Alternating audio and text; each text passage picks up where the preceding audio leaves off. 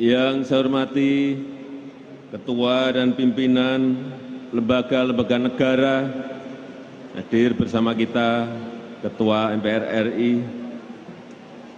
Yang saya hormati para Menteri Kabinet Indonesia Maju, yang mulia para duta besar negara-negara sahabat, yang saya hormati Gubernur Sumatera Utara beserta para gubernur dan para bupati, wali kota yang hadir, yang saya hormati Ketua Dewan Pers, Ibu Nini Rahayu, beserta seluruh jajaran pengurus Dewan Pers, yang saya hormati Ketua PWI Pusat, Bapak Atal Estepari, beserta seluruh jajaran pengurus,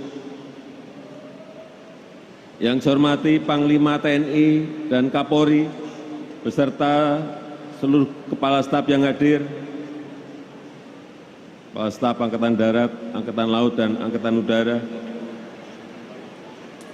Yang saya hormati tokoh pers, rekan-rekan wartawan, hadirin dan undangan yang berbahagia. Pertama-tama, atas nama rakyat, atas nama pemerintah, saya menyampaikan selamat Hari Pers kepada seluruh insan pers Indonesia dimanapun Bapak, Ibu, dan saudara-saudara berada. Sekaligus mengucapkan terima kasih kepada pers nasional atas kontribusinya kepada bangsa dan negara. Sejak awal, awak media berkontribusi besar dalam menyuarakan ajakan perjuangan kemerdekaan, menyuarakan inovasi-inovasi pembangunan, dan menjadi penopang utama demokratisasi. Dan saya punya pengalaman pribadi yang dalam dan bersahabat dengan insan pers. Sejak menjadi wali kota, menjadi gubernur, dan menjadi presiden. Saya kesana kemari, runtang-runtung, saya jalan bareng ke kampung, ke pasar, ke desa, ke nelayan, dengan rekan-rekan wartawan. Dan terbukti, insan pers telah membuka harapan orang biasa seperti saya bisa menjadi presiden.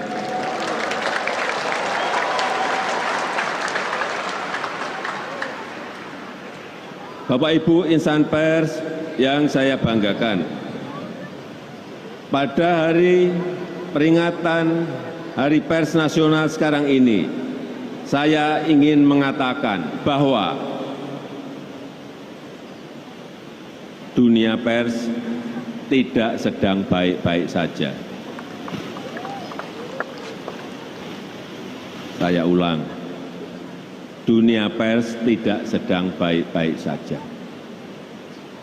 Dulu, isu utama dunia pers adalah kebebasan pers. Selalu itu yang kita suarakan.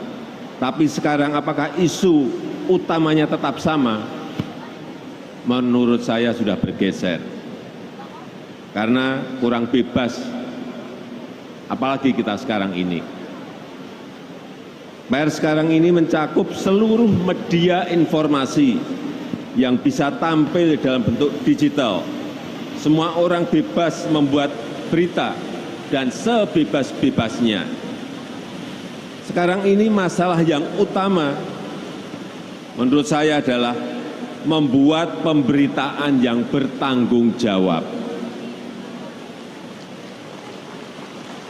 Karena masyarakat kebanjiran berita dari media sosial dan media digital lainnya, termasuk platform-platform asing. Dan umumnya tidak beredaksi atau dikendalikan oleh AI. Algoritma raksasa digital cenderung mementingkan sisi komersial saja dan hanya akan mendorong konten-konten recehan yang sensasional. Sekarang ini banyak sekali. Dan mengorbankan kualitas isi dan jurnalisme otentik. Ini yang kita akan semakin kehilangan. Hal semacam ini tidak boleh mendominasi kehidupan masyarakat kita. Media konvensional yang beredaksi semakin terdesak dalam peta pemberitaan. Yang kedua, keberlanjutan industri media konvensional juga menghadapi tantangan berat. Saya mendengar banyak mengenai ini, bahwa sekitar 60% belanja iklan telah diambil oleh media digital, terutama platform-platform asing. Ini sedih loh kita. Sehingga tadi malam saat makan durian, saya mengundang beberapa tokoh insan pers untuk berbicara mengenai ini. Kita tahu bahwa Menkominfo baru saja mengajukan izin prakarsa mengenai rancangan perpres tentang kerjasama perusahaan platform digital dengan perusahaan pers untuk mendukung jurnalisme yang berkualitas. Tapi ada usulan lain, rancangan perpres tentang tanggung jawab perusahaan platform digital untuk mendukung jurnalisme yang berkualitas. Saran saya, bertemu, kemudian dalam 1 bulan ini harus selesai mengenai perpres ini. Jangan lebih dari 1 bulan. Nah, saya akan ikut nanti dalam beberapa pembahasan mengenai ini. Sekali lagi, sekitar 60% belanja iklan telah diambil oleh media digital, terutama platform-platform asing. Artinya apa? Sumber daya keuangan media konvensional akan semakin berkurang terus. Larinya pasti ke sana. Dan sebagian sudah mengembangkan diri ke media digital, tetapi dominasi platform asing dalam mengambil belanja iklan ini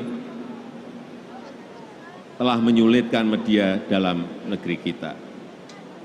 Kemudian yang ketiga, kedaulatan dan keamanan data dalam negeri juga harus menjadi perhatian kita bersama. Data adalah new oil yang harganya tak terhingga. Dan para penguasa data bukan hanya bisa memahami kebiasaan dan perilaku masyarakat. Dengan memanfaatkan algoritma, penguasa data dapat mengendalikan preferensi masyarakat. Ini yang kita semua harus hati-hati. Dan hal ini harus menjadi kewaspadaan kita bersama. Hati-hati dan waspada mengenai ini. Bapak Ibu yang saya hormati, di tengah suasana seperti ini, insan media arus utama, media mainstream, justru sangat dibutuhkan untuk menjadi rumah penjernih informasi.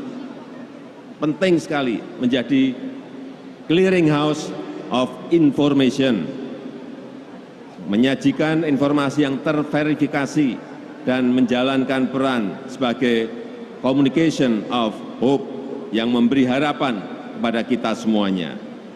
Peran utama media kini semakin penting untuk mengamplifikasi kebenaran dan menyingkap fakta, terutama di tengah keganasan post-truth, pasca fakta dan pasca kebenaran. Media arus utama diharapkan mampu menjaga dan mempertahankan misinya untuk mencari kebenaran, searching the truth, dan membangun optimisme. Oleh karena itu, saya minta semua pihak, baik kepada lembaga pemerintah pusat dan daerah, BUMN, perusahaan swasta, lembaga swadaya masyarakat, untuk mendukung keberadaan media arus utama. Memang untuk bisa eksis berkelanjutan media arus utama harus melakukan inovasi-inovasi, harus adaptif terhadap teknologi dan melakukan langkah-langkah strategis. Namun media massa tidak boleh dibiarkan berjalan sendiri. pemerintah dan semua pemangku kepentingan harus memberikan dukungan. Terakhir, memasuki tahun politik, media massa harus tetap berpegang teguh pada idealisme, objektif, dan tidak tergelincir dalam polarisasi. Media harus mendorong pelaksanaan pemilu 2024 supaya berjalan jujur dan adil serta meneguhkan persatuan Indonesia. Media massa harus tetap menjadi pilar demokrasi yang keempat dan menjadi referensi utama bagi masyarakat dalam mendapatkan informasi. Saya rasa itu yang penting saya sampaikan. Terima kasih. Wassalamualaikum warahmatullahi wabarakatuh.